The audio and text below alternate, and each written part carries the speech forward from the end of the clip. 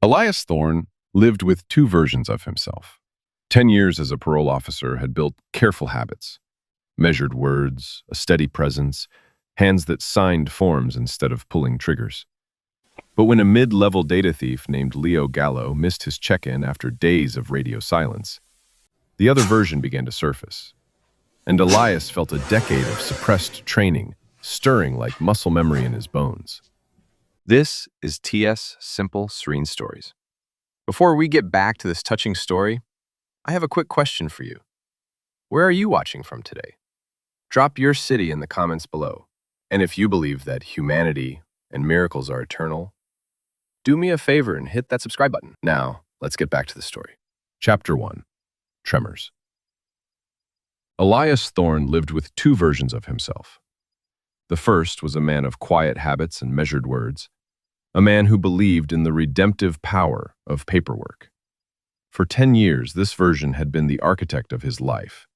He was a parole officer, his hands, steady and broad, signed forms instead of pulling triggers. His voice, once honed to cut through the din of combat, was now pitched for de-escalation in sterile, beige offices. He drank lukewarm coffee, filed his reports on time, and cultivated a presence as unremarkable as the gray government buildings he worked in. This life was a fortress built of routine, each brick laid with conscious effort to keep the other version of himself locked away. But some ghosts refused their graves. The stirring began on a Tuesday. It wasn't a sudden storm, but a change in atmospheric pressure, a subtle shift in the air that only the deeply experienced can feel. It started with the file for Gallo. Elias stared at the name on the tab, a small flag of unease planted in the field of his meticulously organized day. Leo Fingers Gallo, a mid-tier data thief with more talent than sense, was 3 days past his check-in. No call, no email, no word passed through the grapevine. Radio silence. In the world of parole, this wasn't unheard of.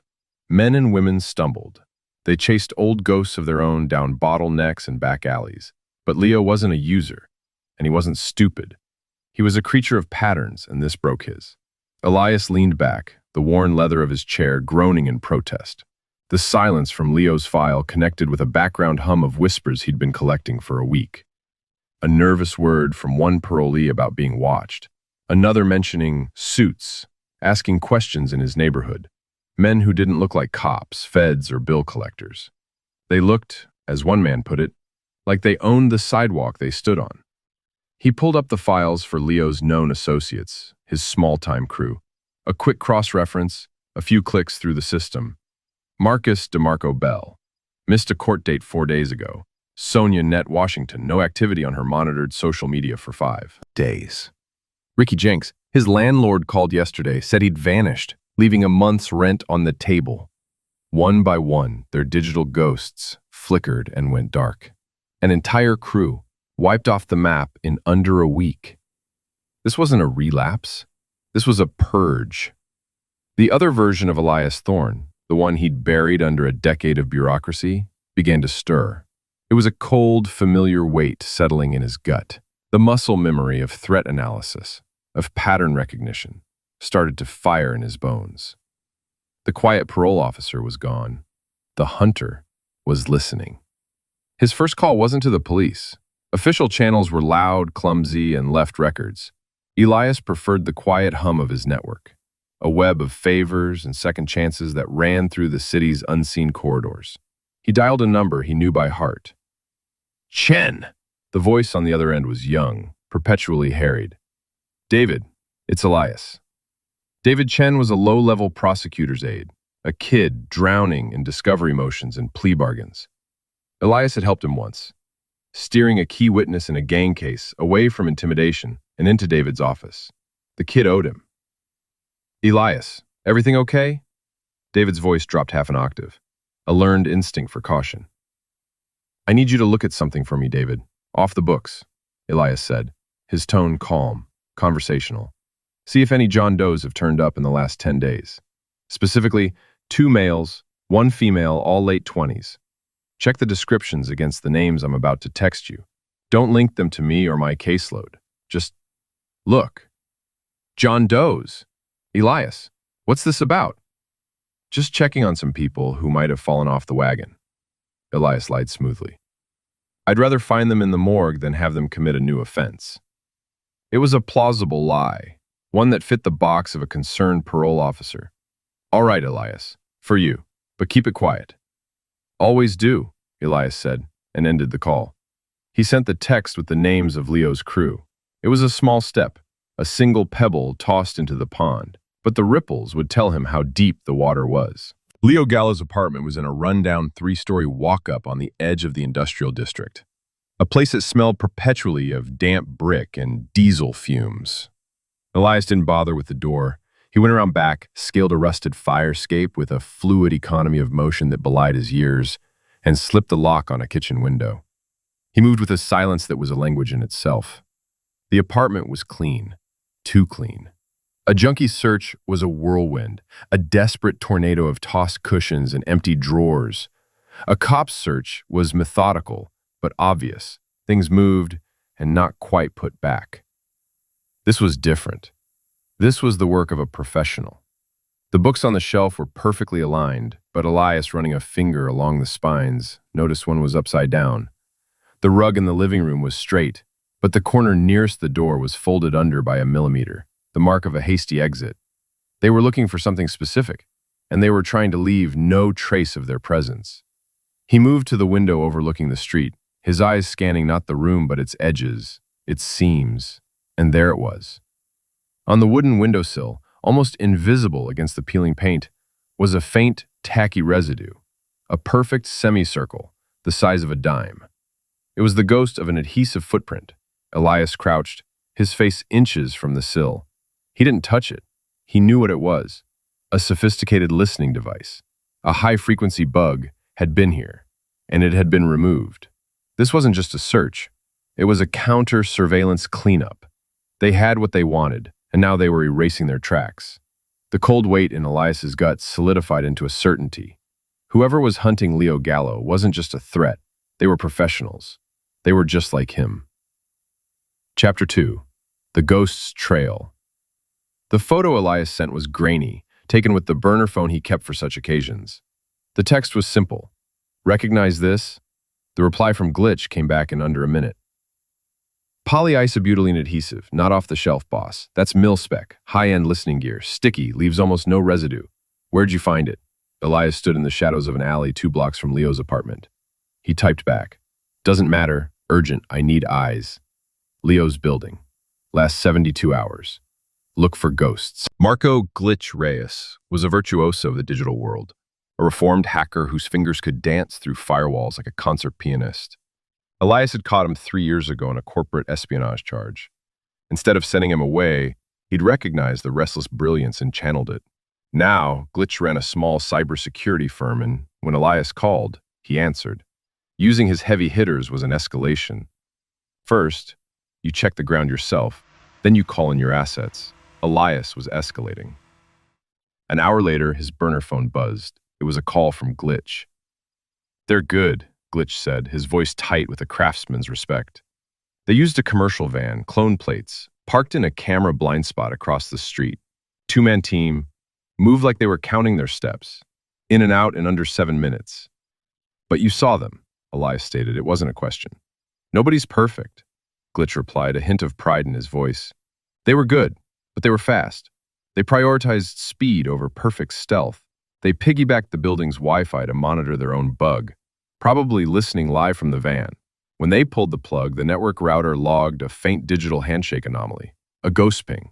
It's the kind of mistake you make when you're on a deadline. A deadline. The word echoed the cold certainty in Elias's mind. These weren't scavengers. They were predators, and their hunt was on a schedule. They're not sloppy, Elias. Glitch warned, his tone serious. They're efficient. They know what they're doing, and they're in a hurry. That's a dangerous combination. I know, Elias said, looking down the rain-slicked street. Thanks, Marco. He ended the call, the pieces clicking into place with grim precision. A professional surveillance team, military-grade equipment, and a ticking clock. Whoever Leo had crossed, he'd stumbled into a world far over his head. The call from David Chen came just after dusk. The nervous energy crackled through the phone. "Elias, we have a problem," David said, his voice a panicked whisper. "Two of the names you sent me, they're here. John Doe's. Came in 4 and 5 days ago. Blunt force trauma, listed as muggings gone wrong. No witnesses." Elias closed his eyes. So the purge was lethal. "Thank you, David. I owe you." "That's not all," David rushed on, his voice strained. "I got spooked. I did some digging on my own. The kind of stuff that could get me fired. The server Leo's crew supposedly hit. It wasn't some random corporation. It's a shell company, registered in Delaware, funded almost entirely by a single DC lobbying firm." Elias felt the scope of the board expand exponentially. This was bigger than a simple data theft. "What's the firm lobbying for?" "Privatization," David said, his voice barely audible. "They're pushing a massive bill to privatize city services, transportation, sanitation, corrections. The whole package is being championed by Councilman Miller." Elias knew the name. Richard Miller. A hardliner with a bulldog smile and a public platform built on being tough on crime. He was the most vocal opponent of criminal justice reform in the city, an enemy of the very parolee rehabilitation programs Elias relied on. Suddenly, the threat wasn't abstract anymore. It wasn't just about Leo Gallo. It was a direct assault on the fragile system Elias navigated every day. The system he tried to bend toward redemption. The men hunting Leo weren't just cleaning up a loose end. They were protecting an agenda that saw men like Leo not as people to be rehabilitated, but as liabilities to be managed, or, if necessary, erased. The fight was no longer just for Leo. It was for the soul of his own quiet 10-year war. The ghost inside him was no longer stirring. It was awake. Part 2, The Collision. Chapter 3, The Hunted. To find a hunted man, you have to think like prey. Elias let the city's noise wash over him, filtering the chaos through a grid of tactical memory. Leo Gallo wouldn't be in a flop house or a friend's apartment. Those were the first places they would look. He wouldn't be in a bus station or an airport. Those were choke points, traps for the unwary. He would be somewhere the hunter's advantages were nullified. Somewhere with cover, concealment, and multiple avenues of escape. Somewhere their technology would be less effective. Elias's mind drifted back to a dusty village in the Petch Valley, tracking an insurgent who seemed to vanish into thin air. The man hadn't vanished. He'd used the ancient, complex network of goat paths, caves, and dried riverbeds, terrain the drones couldn't see and their vehicles couldn't navigate. He had made the environment his ally. Where was the urban equivalent? Where could a digital ghost go to ground? The answer came to him not as a flash of insight, but as a slow dawning certainty. The Central Public Library. It was a fortress of knowledge, but beneath the hallowed halls of literature and research lay a different kind of network. A labyrinth of maintenance tunnels, steam pipes, and forgotten storage rooms. A place of electronic interference, thick concrete walls, and a dozen exits disguised as janitorial closets and service entrances. It was a perfect place to disappear. He entered through the front, a man returning a book, his face placid, his eyes scanning everything. He bypassed the main elevators, taking a service stairwell down into the building's guts. The air grew thick with the smell of old paper, dust, and ozone. He moved through the dim corridors, his soft-soled shoes making no sound on the grimy concrete. He was listening for the telltale signs of a man living on the edge, the rustle of a wrapper, a muffled cough, the scent of fear. He found him in a decommissioned boiler room, huddled behind a cold, massive furnace. Leo Gallo was a ghost of the man from his file photo. His face was pale and gaunt, his eyes wide and constantly moving, scanning the shadows. He had a rusty pipe clutched in his white-knuckled hands. He looked less like a data thief and more like a cornered animal. Leo saw him first, scrambling to his feet, brandishing the pipe. "Stay back! I swear to God, stay back!" Elias held up his empty hands, keeping his movements slow, deliberate. "Leo, it's Elias Thorne, your PO." "I know who you are," Leo hissed, his voice trembling. "How did you find me?" "I didn't look for where you'd go," Elias said calmly. "I looked for where I would go." The words hung in the dusty air. Leo's posture shifted slightly, the frantic terror in his eyes giving way to a flicker of confusion, of desperate calculation. This wasn't the response he expected. It was the questions that finally broke him. For 10 minutes, Leo remained coiled, ready to fight or flee. Elias didn't press him. He just stood his ground, a pillar of calm in the gloom. Then he started talking. He didn't ask, "What did you steal?" or "Why are you running?" The cops would ask those questions. Elias asked different ones. "When you realized they were onto you, what was their primary search pattern?" he asked, his voice low. Leo blinked. "What? Their search pattern," Elias repeated. "Did they start with your known associates and work their way in, or did they hit your apartment and work their way out?" My crew first," Leo stammered. "Marcus, Sonia, they went dark before they came for me." Elias nodded. "Infiltration model. Standard. What was their communications protocol?" "Comms? The men who searched your apartment. How did they talk to each other? Hand signals? Low-frequency bursts? Encrypted radio? I don't know. They were just quiet," Leo said, the pipe in his hands lowering an inch. "Quiet is a protocol," Elias corrected him gently. "It means they were confident. It means they had a live feed, probably from a van. What were their exfil routes from your neighborhood? Did they have multiple options mapped?" Leo stared at him, the fear in his eyes being replaced by a dawning, incredulous understanding. This man wasn't a parole officer, not really. He was something else. He spoke the language of the men who were hunting him. He understood the lethal geometry of the chase. You know about this stuff," Leo whispered. "I know how men like this think," Elias said. "Now tell me what you found, not the data, the objective." Leo finally collapsed, sliding down the side of the cold furnace, the pipe clattering to the floor. The story came out in a torrent, a desperate confession whispered in the dark. He'd been hired for a routine corporate data grab, a simple snatch and grab from a server that supposedly held competitor research. But he'd gotten more than he bargained for. He'd pulled down the wrong file. A hidden, encrypted ledger. "It wasn't business data," Leo said, his voice ragged. "It was a kill order. They called it Operation Nightfall." He pulled a slim, hardened thumb drive from a slit he'd cut in the lining of his jacket. "It's all on here.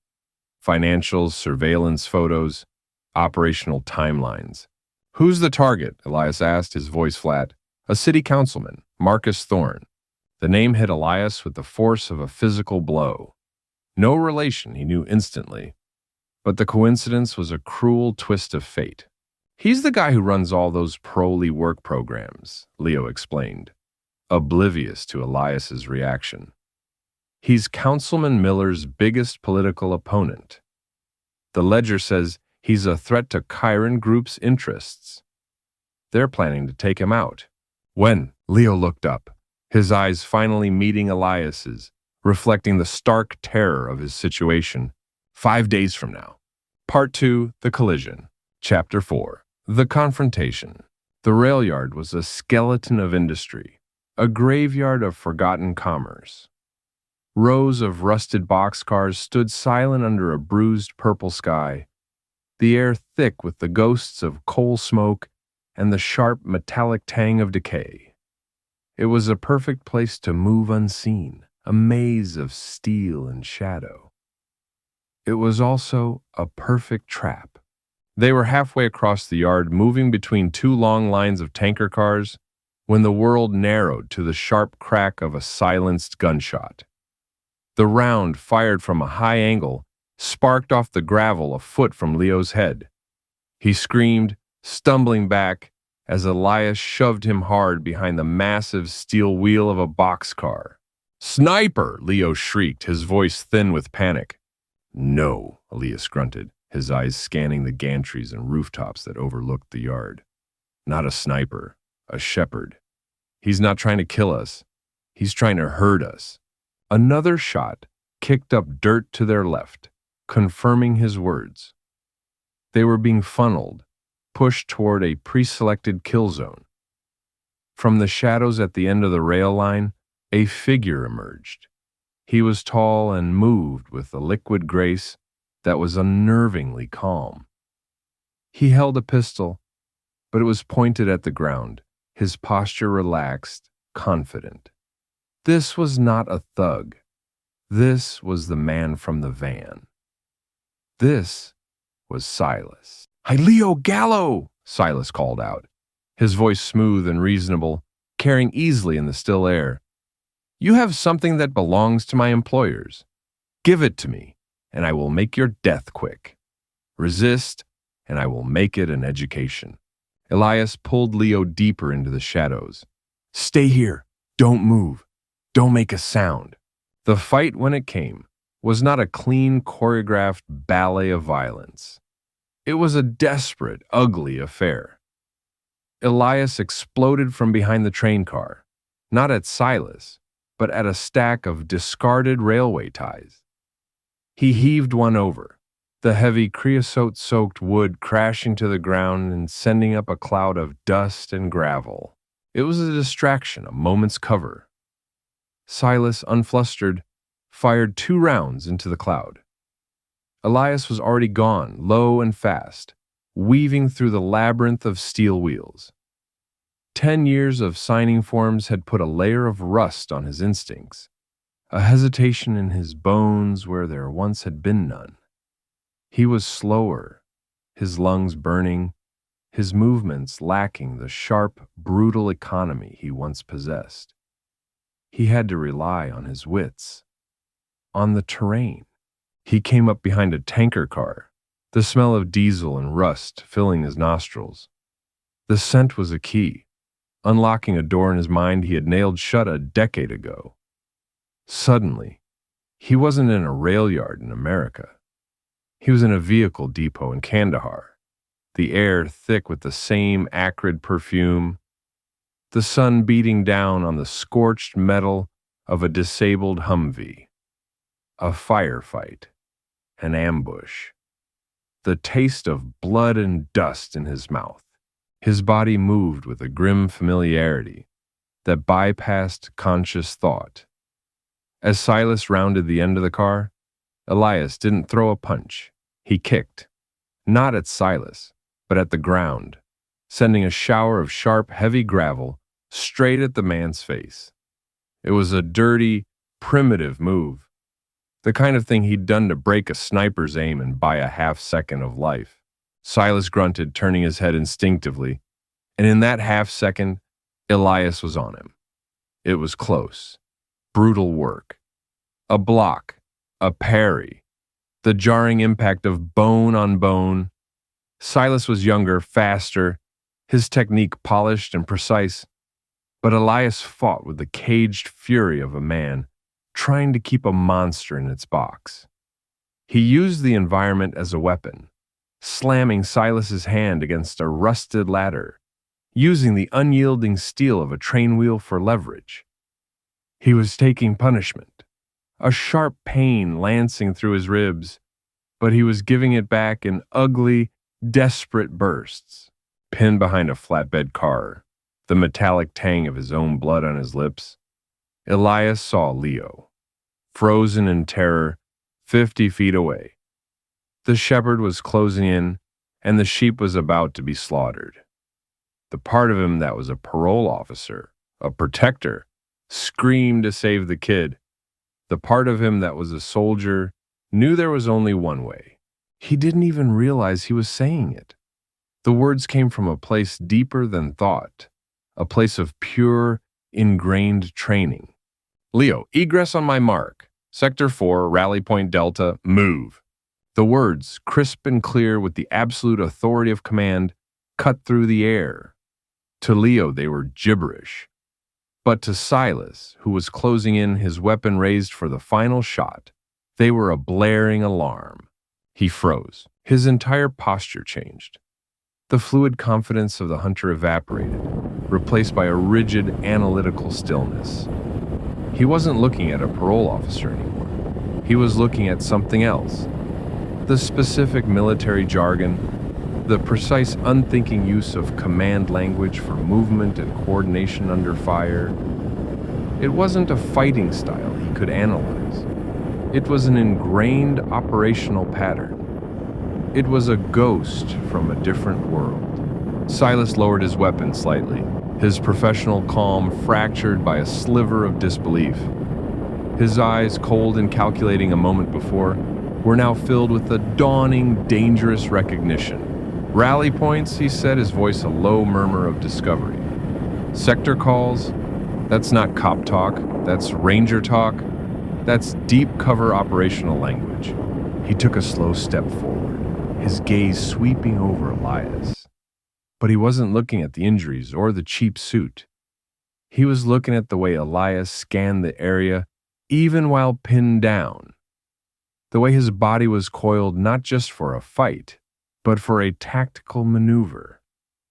He was seeing the architecture of training that lay beneath the facade of a civilian. "You're not a cop," Silas whispered, the pieces clicking into place. "You're a ghost." The word hung in the air between them, an unmasking. For Silas, it was a solution to an impossible puzzle. For Elias, it was a death sentence. But in that moment of hesitation, that fractional second, where the professional killer was momentarily stunned by the historian, Elias saw his only chance. He launched himself forward, not with technique, but with pure, explosive force. It was a final, brutal attack, born of desperation. He drove his shoulder into Silas's midsection, a raw, animalistic charge that sent them both crashing against the side of the train car. Before Silas could recover his breath or his aim, Elias brought the edge of his hand down on the man's wrist. A sharp, targeted strike. A bone snapped with a sickening crack. Silas's pistol clattered onto the gravel. Elias didn't wait for a follow-up. He grabbed Leo's arm, hauling the terrified man to his feet. "Now!" he roared, and they plunged back into the dark labyrinth of the rail yard, leaving the disarmed and disbelieving ghost hunter staring after them into the deepening shadows. Part 2, The Collision. Chapter 5. The Weight of Perception. They found refuge in the concrete belly of the city, a storm-drained culvert, where the only sound were the slow drip of unseen water and the frantic pounding of their own hearts. The air was cold and smelled of wet earth and decay. Leo was shivering, though not from the chill. He stared at Elias, who was leaning against the curved wall, his breathing ragged, his face a mask of pain and exhaustion in the dim light filtering through a grate high above. The image of the fight was seared into Leo's mind. The brutal efficiency, the command in Elias's voice, the way the professional killer had frozen at the sound of a few strange words. "What was that?" Leo finally whispered, his voice cracking. "Rally points? Sector calls? What the hell was that?" He wasn't just asking about the words. He was asking about the man in front of him, the man who had just dismantled a trained assassin with the grim familiarity of a craftsman returning to his tools. "What are you?" Elias didn't answer for a long time. He closed his eyes, and the darkness behind his lids was filled with the ghosts of other faces, other fights. The confession, when it came, was not a story of heroism. It was the excavation of a wound. "I was a ranger," he said, his voice low and raw, stripped of all authority. "Team leader, special operations. For 12 years, my whole world was about perception, seeing the threat before it saw you, reading the landscape, knowing the difference between a rock and an IED." He shifted, a sharp intake of breath betraying a broken rib. "I was good at it. I trained my men to be good at it. We were a scalpel in the hands of the army." He opened his eyes, but he wasn't looking at Leo. He was looking at a past that was suddenly, suffocatingly present. "My last tour, we were attached to a private security detail. Contractors like Silas. They called themselves consultants. They had the money, the gear, the political connections. We had the skills. We were tasked with securing a provincial leader, a key ally. We did our job. We ran patrols, set up Overwatch, vetted his security." He paused, the memory settling like a shroud. "The day before we were set to pull out, we were ambushed. A complex attack. RPGs, coordinated machine gun fire. My entire team was killed. 6 men. Gone in less than 5 minutes." Leo watched him silent, the gravity of the confession pressing down on him. "This wasn't a war story, it was a haunting. The official report called it a sophisticated enemy attack," Elias continued, his voice thick with a self-loathing that time had not dulled. "But it wasn't. It was a setup. The ambush was too perfect. They knew our routes, our response times, our communication protocols. The only people who had that information were the contractors. This was the heart of it, the true guilt. It wasn't about the firefight, it was about the failure that led to it. And they played on our training, our loyalty.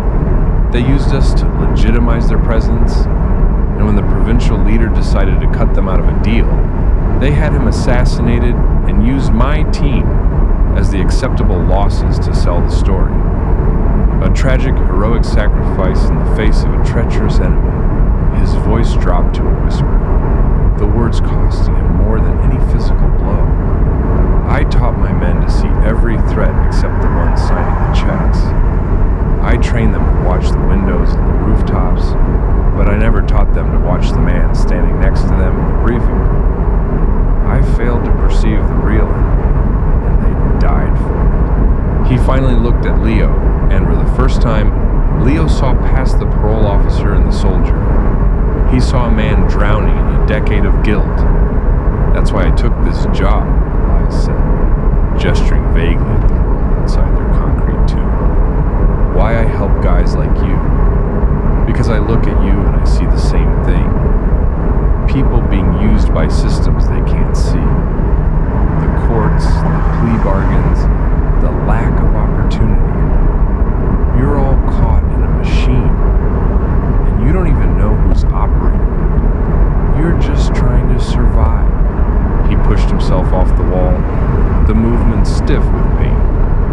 "I spent 10 years trying to pay for my failure of perception by helping other people see the traps laid for them. And now, you've stumbled into the same trap that killed my men. You've pulled back the curtain on men like Silas, the ghosts who work for the people who sign the checks. And they will not stop until you are erased." The weight of his words settled in the small, dark space. Leo finally understood. Elias wasn't helping him out of a sense of duty as a parole officer. He was helping him because, in Leo, he saw a chance to finally face the ghosts that had hunted him for 10 years. He was trying to save Leo from his own past. Part 3, The Reckoning, Chapter 6, The Integrated Man. For an hour, Elias was 2 men at war with each other inside the same battered body. He sat in the damp chill of the storm drain, the ghost of Kandahar whispering tactics in one ear, while the quiet, steady voice of the parole officer cataloged the consequences in the other. The soldier saw angles of attack, vulnerabilities, the cold calculus of violence. The parole officer saw a terrified young man who needed protection, a system worth defending, and the long, dark road of blowback that would follow any aggressive action. For 10 years, his life had been a carefully constructed truce between these two halves. He had kept the soldier locked away, a beast in a cage, while the parole officer managed the world outside. But the confrontation in the rail yard had shattered the lock. The ghost was out, pacing the confines of his skull, and it would not be caged again so easily. He looked at Leo, who was huddled a few feet away, the thumb drive clutched in his hand like a holy relic. Running was the soldier's first instinct. Disappear. Find a hole, pull it in after you. Live to fight another day. But the parole officer knew better. Running wouldn't save Leo. It would only prolong his terror. Men like Silas didn't just give up. The Chiron group wouldn't write off a threat of this magnitude. They would hunt Leo for the rest of his short life. They would find him. And what about Councilman Thorne? What about the programs he championed? Letting Chiron win meant more than just Leo's death. It meant validating their entire philosophy, that people were assets or liabilities to be managed or erased. It was the same cold corporate calculus that had left 6 of his men dead in the dust. He couldn't run from it this time. The past and present had collided, and there was no walking away from the wreckage. A profound, chilling clarity settled over him. The truce was over. The war between his two selves was a luxury he could no longer afford. He couldn't choose one side of himself over the other. The resolution wasn't to be the parole officer or the soldier. It was to be both. He had to use the violent, calculating ghost of his past to secure a peaceful future for others. He had to wield the skills that had brought him so much pain, not for destruction, but for a desperate, targeted act of preservation. He would not become a killer to stop the killers. He would become a weapon of exposure. He would drag them, blinking and screaming, into the light. He finally pushed himself to his feet, the pain in his ribs a sharp, clarifying reminder of the stakes. "We're not running anymore," he said. The words were quiet, but they held the weight of an irrevocable decision. Leo looked up, his eyes wide with fear. "What are we going to do? That guy, he'll find us." "Yes, he will," Elias agreed. "So we're going to stop him first. We're going to take this ledger and turn it from a death sentence into a bomb." The integrated man had a plan. The first call was to Glitch. Elias used his burner, the signal bouncing through 3 encrypted relays before it ever left the phone. "It's me," Elias said when the line connected. "I have a package. I need to make it public. All of it. At once. A data bomb. I want it to hit every major news outlet, every federal watchdog, every blogger with a grudge against corporate malfeasance. I want it to be so loud they can't possibly ignore it." There was a moment of silence, then Glitch's voice, low and serious. "That's not a bomb, boss. That's a nuke. The blowback will be massive. They'll hunt the source to the ends of the earth." "I know," Elias said. "Can you build the delivery system?" "Give me 2 hours," Glitch replied without hesitation. The second call was to a woman whose number he hadn't dialed in 5 years. Maria Sarge Flores. A former Marine sergeant, he'd helped navigate a bad domestic situation and a worse legal charge.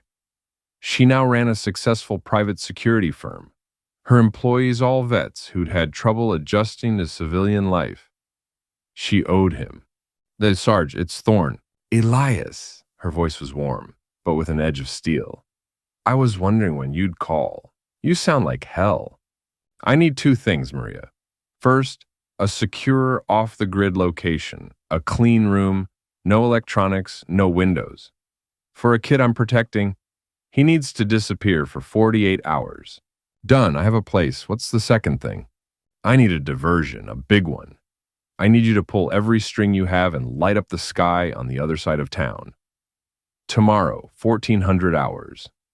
I need every cop, every private security guard, every news van in the city focused on a single spot. A major threat at a Chiron-owned downtown building. Make it look real.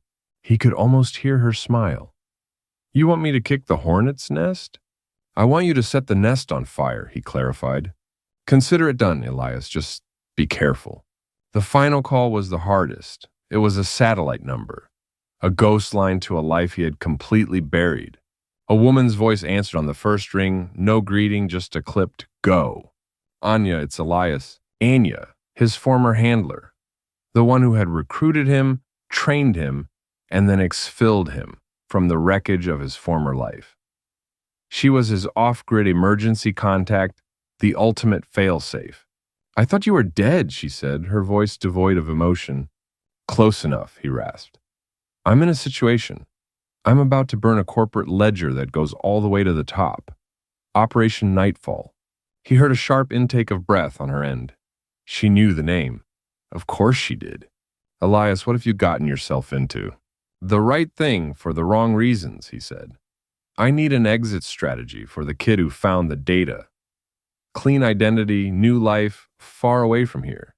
Can you do it? No, for you, yes, the price will be steep. I'll pay it, he said.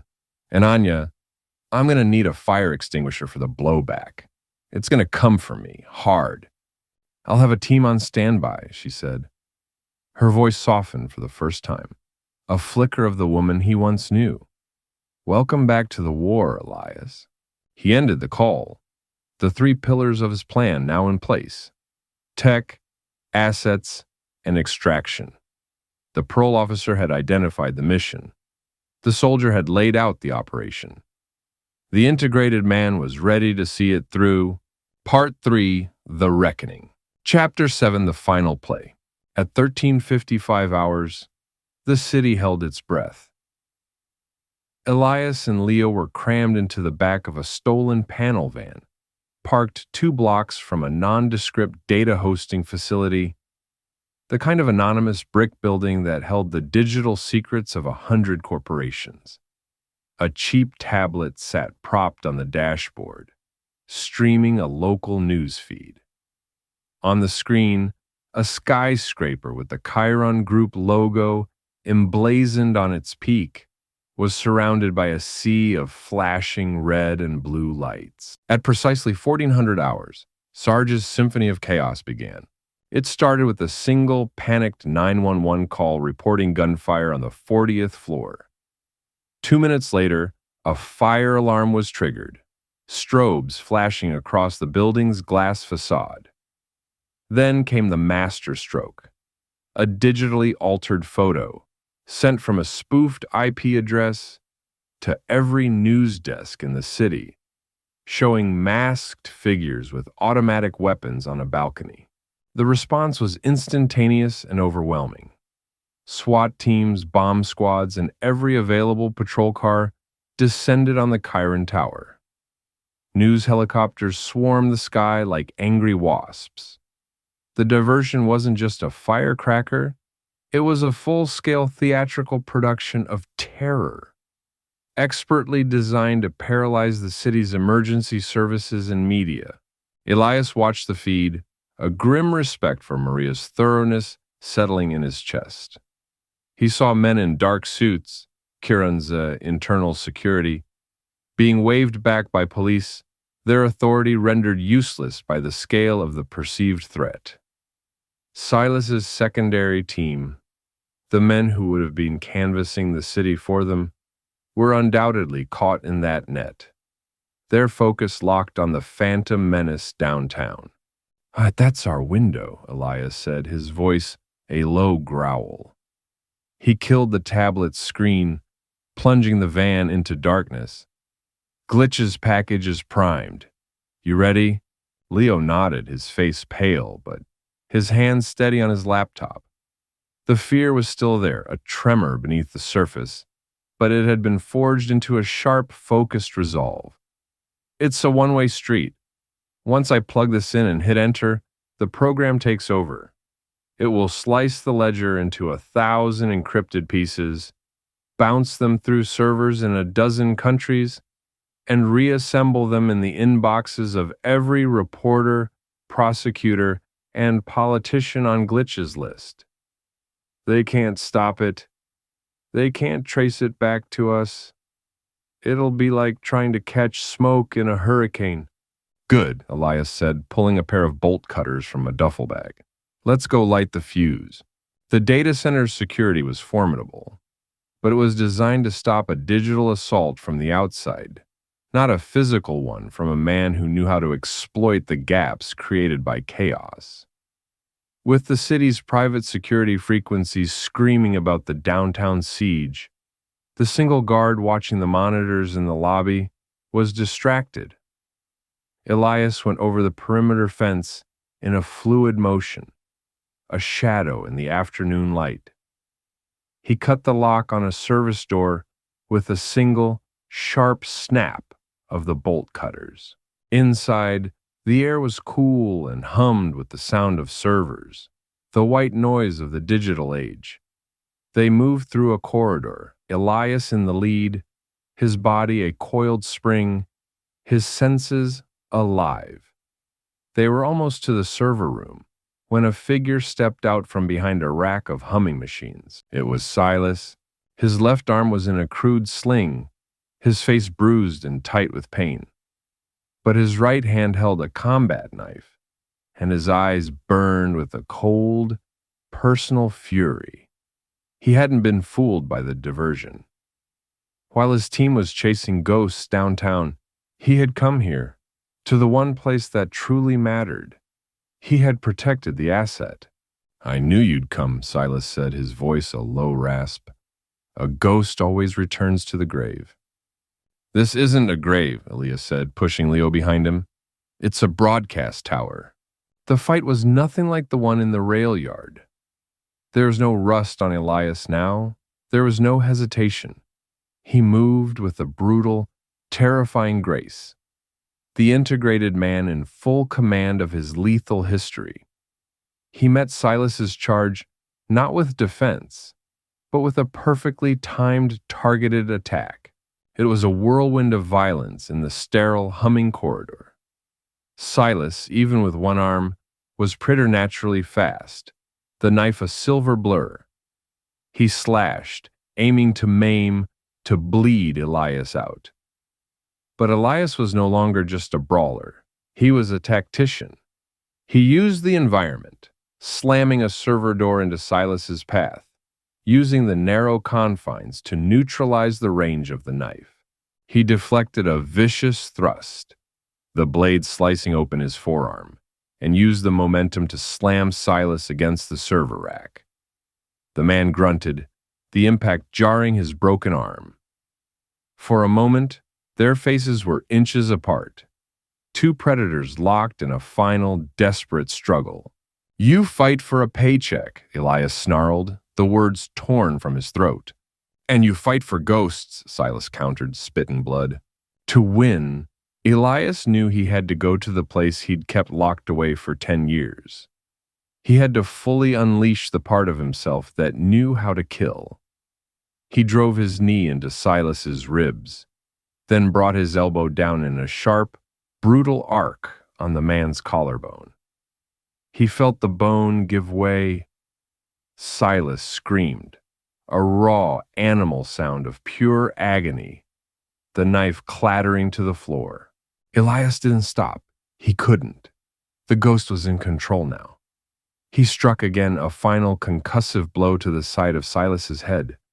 The man crumpled, his eyes rolling back, and he slid bonelessly to the floor, unconscious. Elias stood over him, his chest heaving, his body screaming in protest. His arm was bleeding freely, and a deep, throbbing pain radiated from his ribs. But it was the feeling inside that was the real wound. He felt empty, hollowed out. The adrenaline, the rage, the cold, precise violence had burned through him, leaving nothing but the ash of his old self. His hands were trembling, not from fear or fatigue, but from the sickening familiarity of what they had just done. Elias? Leo's voice was a whisper from the doorway of the server room. It's done. The package is away. Elias nodded, turning away from the body of his nemesis. He had won. He had protected the kid. He had exposed Chiron. But the cost was written in the tremor of his own hands. He had summoned the ghost to win the war. And now he had to figure out how to live with it. Part 3, The Reckoning. Chapter 8, The Persistence. The data bomb didn't just explode. It created a new sun. Glitch's delivery system worked flawlessly, and the Operation Nightfall ledger became the biggest story in the country overnight. The Chiron Group, once a shadowy titan of corporate influence, was ripped apart in the court of public opinion and, soon after, in actual court. Federal indictments came down like a hailstorm. Councilman Miller, implicated in the conspiracy, resigned in disgrace. His political career vaporized. The assassination plot was foiled, and the push to privatize the city's services died with a whimper. Elias Thorne watched it all unfold from the confines of his apartment. He was not hailed as a hero. He was not given a medal. He was suspended, placed on indefinite administrative leave, pending a full internal investigation. He had broken a dozen laws and departmental regulations. He had engaged in unsanctioned surveillance, consorting with known criminals, and committed acts of extreme violence. He was an anomaly, a problem his superiors didn't know how to solve.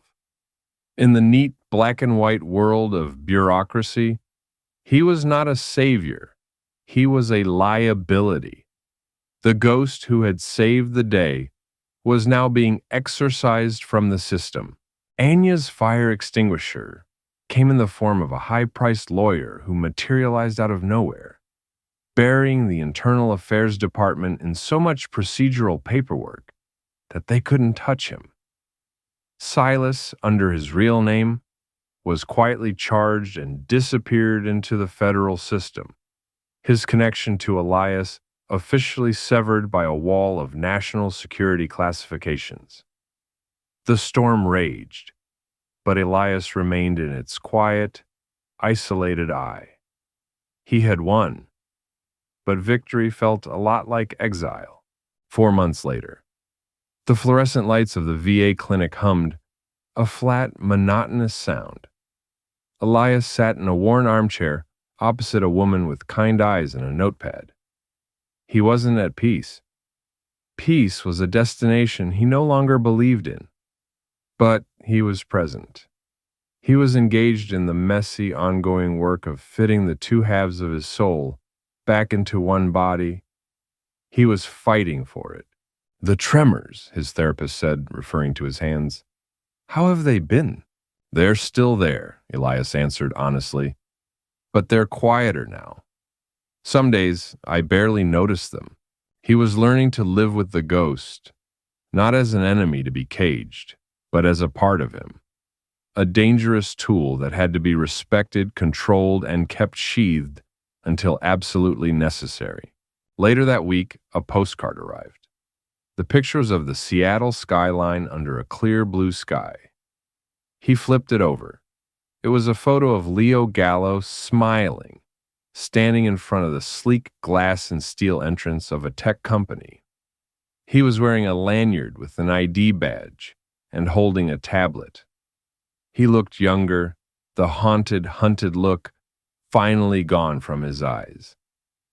The handwriting on the back was neat, deliberate. Still looking over my shoulder, but building something real. Thanks for seeing me. Elias held the postcard for a long time. Thanks for seeing me. It wasn't thanks for saving me. It was something more profound. It was the validation of his entire painful journey. He had failed to see the threat that killed his men, but he had seen the man in Leo Gallo, and that had been enough. Hope, he was learning, was not a passive feeling. It was an action. It was a choice. It was a postcard from Seattle. The official letter of reinstatement was on his kitchen table, a crisp white flag of truce from the department. The investigation was closed. He was cleared for duty. Next to the letter sat a new case file, a slim manila folder that represented the first day of the rest of his life. He stood over the table, his coffee growing cold. He looked at his hands. The tremor was there, a faint, almost imperceptible vibration, a physical testament to the toll of his actions, a permanent echo of the ghost. For a moment he considered walking away. He could resign, disappear. Anya could find him a quiet place where no one had a file, where the only thing he had to manage was his own solitude. But as he looked at the file, he saw Leo's face. He saw the faces of all the others, the men and women caught in the gears of a machine they didn't understand. He thought of the 6 men he'd lost, the failure of perception that had cost them everything. To walk away now would be the final betrayal of their memory. He took a deep, ragged breath, the air filling his lungs with the quiet resolve of a man who knows his war is not over. He reached out and picked up the file. The struggle continued, and his choice to engage in it, despite the cost, despite the tremor in his hands, was the only victory that mattered. Thank you for taking a quiet moment with us. Every story is a journey, and we're so glad you joined us for this one. We believe stories are a way to connect, even when we're apart. If you felt a connection to this tale, we invite you to subscribe and become part of our growing circle. Our question for you today is, what's a simple moment of peace you've experienced this week? Share it in the comments. Let's fill this space with serene moments. Until the next story, be well.